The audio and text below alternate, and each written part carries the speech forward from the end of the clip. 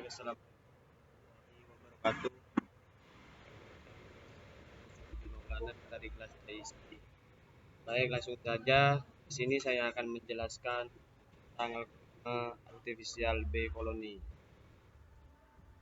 Apa itu algoritma artificial B koloni ABC? Algoritma atau yang disingkat ABC ini adalah salah satu algoritma optimasi yang masuk dalam kategori kecerdasan komputasional.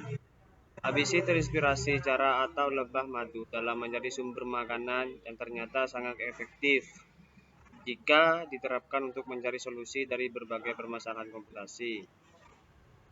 Yang kedua, apa itu artikel Pikoloni? Artikel Pikoloni adalah algoritma metaheuristik yang bekerja berdasarkan perilaku koloni lebah.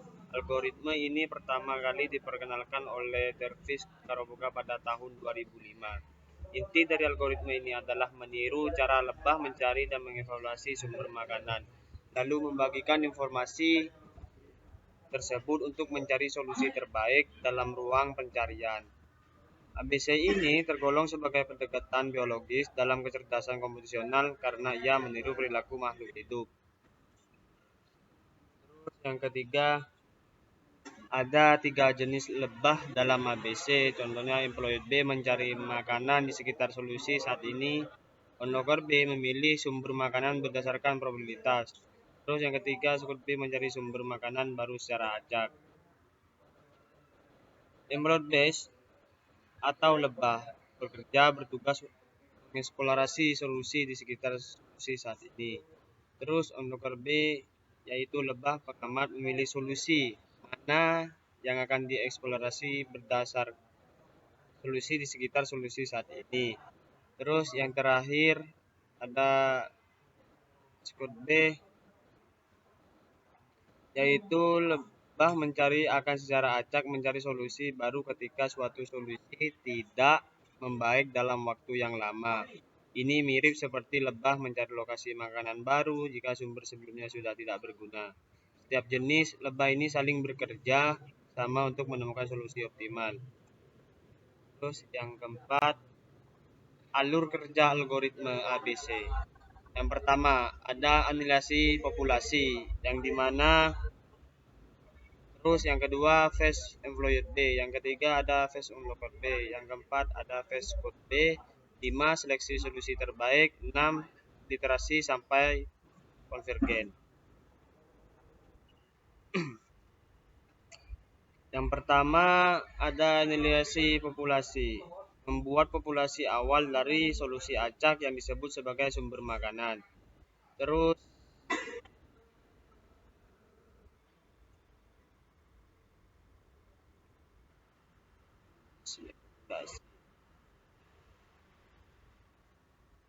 ada phase onlooker B.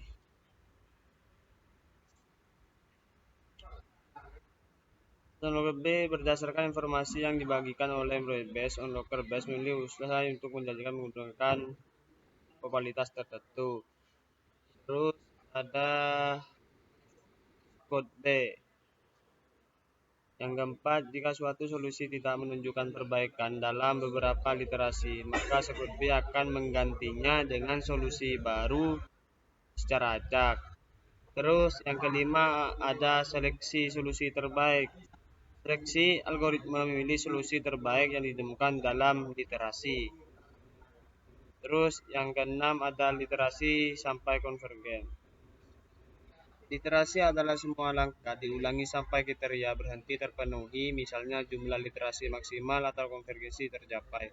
Proses ini dilakukan berulang untuk mencari solusi optimal dari suatu permasalahan. Yang terakhir, kelebihan dan kekurangan ABC. Yang pertama ada kelebihan, sederhana dan fleksibel, efektif untuk mengoptimasi nonlinear, tidak mudah terjebak lokal optima. Terus yang kedua ada kekurangan, lambat konvergen untuk beberapa masalah, sensitif terhadap parameter, perlu penyesuaian saat diterapkan ke kasus baru. Baik, di sini saya akan menjelaskan yang kelebihan terlebih dahulu. Algoritme ini tergolong sederhana dan fleksibel sehingga mudah untuk diimplementasikan. Efektif dalam menyelesaikan masalah optimasi nonlinear yang kompleks.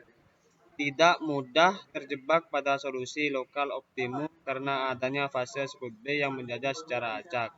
Itulah penjelasan dari kelebihan. Yang kekurangan, kekurangan terus lanjut yang kekurangan. Kecepatan konvergensi bisa lambat untuk beberapa jenis masalah. Performanya sangat bergantung pada pemilihan parameter seperti jumlah, laba, batas iterasi. Ketika diterapkan pada domain baru seringkali memerlukan modifikasi atau penyesuaian strategi. Meskipun begitu, ABC tetap menjadi salah satu algoritma populer dalam dunia optimasi.